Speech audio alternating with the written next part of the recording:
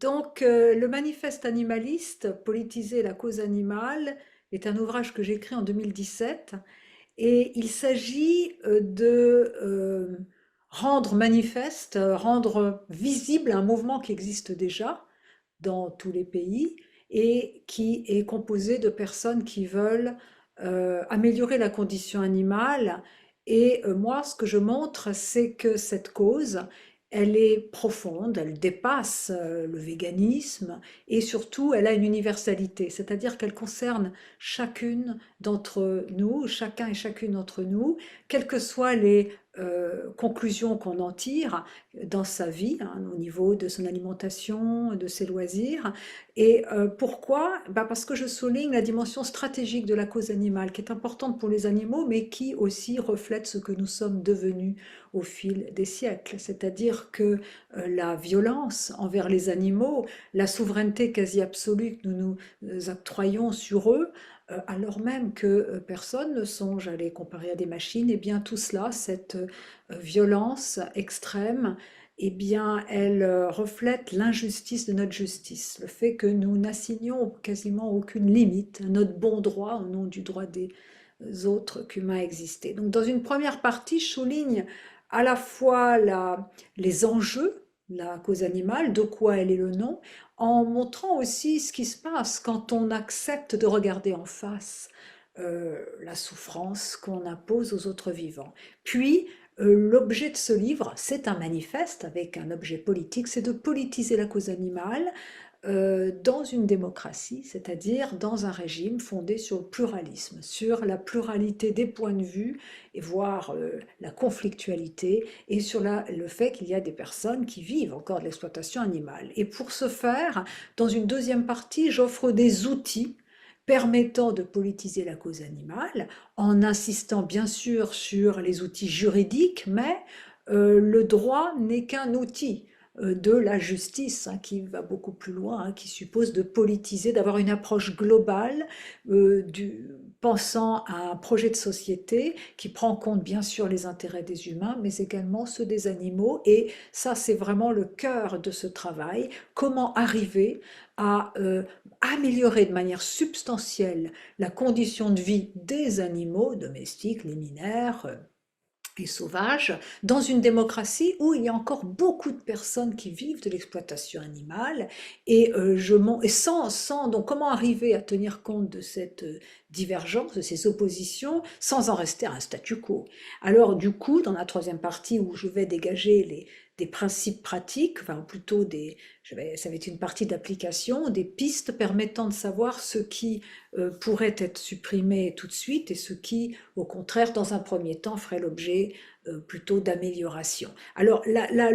y a, dans ce travail, il y a une stratégie. Je n'embrasse pas le point de vue welfariste, je n'embrasse pas non plus le point de vue abolitionniste qui, néanmoins, s'oppose, mais j'essaie de montrer que, eh bien, euh, on peut, il y a un long terme qu'on peut viser, qui est très exigeant, qui pense à un progrès moral où beaucoup de personnes eh bien, arriveraient à considérer que mettre à mort un animal qui veut vivre, quand ce n'est pas nécessaire, ça, c'est problématique. Mais dans un premier temps, puisqu'il s'agit de politiser la cause animale et que les animaux eh bien, ne peuvent pas porter par eux-mêmes leurs intérêts sur la place publique, qu'ils ont besoin de représentants, de voix qui parlent de leurs intérêts, il y a donc cette asymétrie entre eux et nous, eh bien, je montre que on peut envisager, on peut avoir des stratégies qui visent la conversion, la reconversion, par exemple des dresseurs, des éleveurs. On peut aussi viser l'innovation dans la mode, dans l'alimentation, hein, où il y a souvent en France, par exemple, dans les restaurants, il n'y a pas tellement d'offres véganes ou végétariennes, donc, et la transition. C'est-à-dire que au lieu d'opposer welfarisme, on améliore seulement sans mettre en cause l'exploitation animale et l'abolitionnisme, eh bien je l'ai fait se chevaucher en faisant se chevaucher un point de vue pratique à court terme à un point de vue, à un horizon plus lointain et en montrant que les auteurs ou les groupes eh bien, vont chacun participer ou à la construction hein, d'une d'un changement, en tout cas à l'élaboration d'un changement de vision des choses à long terme, hein, où les individus verraient eux-mêmes que il y a une justice envers les animaux, et un point de vue plus welfariste où on prend en compte les, les situations économiques et sociales, et où quand même on arrive à tracer des pistes communes très exigeantes, par exemple pour l'élevage, où il y a un certain nombre d'abolitions de pratiques, et où en plus, compte tenu de la situation écologique, eh bien, on a intérêt à s'appuyer sur un certain nombre de leviers pour ne pas arriver à une intensification de l'élevage intensif, mais au contraire à une réorientation des modes de production. Donc, en un mot, ce livre manifeste, assez court, écrit pour un public assez large, visait à la fois à prendre la mesure de la profondeur et de l'universalité de la cause animale, de ce dont elle est le nom, du fait qu'elle est irréversible, qu'il y a un mouvement historique et qui est en jeu, mais aussi je m'adressais à un public très divers. Il s'agissait bien sûr de donner des repères importants pour les animalistes, pour ceux qui combattent partout la violence et la maltraitance animale et qui essaient de faire avancer les choses, associations et politiques, mais je m'adressais aussi à des personnes qui ne sont pas encore convaincues, bien qu'elles soient perplexes et se disent que malgré tout, nous sommes arrivés à une extrémité dans la manière dont nous, par exemple, exploitons les animaux dans différents domaines, hein. Mais il était très important aussi de ne pas de ne pas mélanger par exemple les problèmes, par exemple l'abolition de la corrida, c'est pas les mêmes choses, les obstacles ne sont pas les mêmes que la suppression par exemple des animaux sauvages dans les cirques, hein. Donc je distingue quand même dans la troisième partie les spécificités de ces sujets et les obstacles que nous avons. Il s'agit vraiment à chaque fois de montrer, de faire comprendre quels sont les obstacles au changement et quels sont les leviers et quelles stratégies aussi on peut aborder pour justement arriver à des accords sur fond de désaccords. Oui, il y a des désaccords entre nous, mais on peut construire de manière difficile un consensus, c'est pas un statu quo, où on arrive quand même à comprendre que, par exemple, la captivité des animaux sauvages dans les cirques, où ils n'ont pas du tout les possibilités de s'épanouir, eh bien, je pense aux éléphants, aux fauves, etc., ça n'a pas de sens, et que, mais évidemment, les gros problèmes dans ce cas-là, c'est souvent qu'on ne sait pas comment les personnes qui ont construit leur vie, par exemple, dans les métiers du dressage, eh bien, comment, et qui vivent de cela économiquement, comment elles vont se convertir, mais on ne sait pas toujours comment placer ou replacer ces animaux dont certains ne peuvent pas vivre à l'état sauvage, ne peuvent plus. Donc du coup, il y avait vraiment l'idée d'être pragmatique, mais également de souligner l'universalité de cette cause et le modèle de ce texte, hein, donc qui épouse la forme du manifeste, hein, on rend public avec un certain style aussi, eh bien c'est Lincoln, parce que Lincoln a été pris dans ce dilemme majeur, conserver l'Union et en même temps au cœur de la guerre de sécession, eh bien, il avait compris que la cause de l'abolition de l'esclavage était une cause universelle. Alors je ne fais pas d'amalgame entre l'abolition de l'esclavage et la cause animale, il y a tout un tas de différences. Ce qui m'intéressait moi, c'était la générosité de Lincoln qui avait compris que les sudistes, qui avaient des préjugés et qui n'étaient pas d'accord pour tout de suite abandonner l'esclavage, il fallait leur donner un certain délai et également des moyens économiques pour abandonner l'esclavage. Et il avait toute une proposition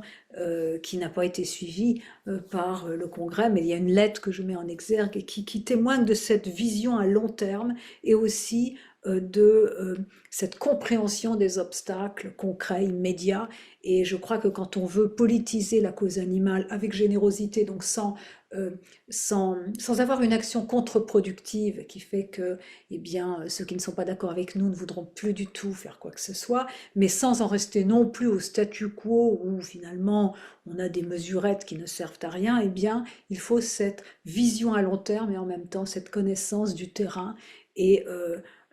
et ne pas confondre les sujets. Et enfin, ce court texte hein, d'une centaine de pages, eh bien, à la fin, il y avait un glossaire de 21 termes comme l'antispécisme, comme la zootechnie, comme zoopolis, puisque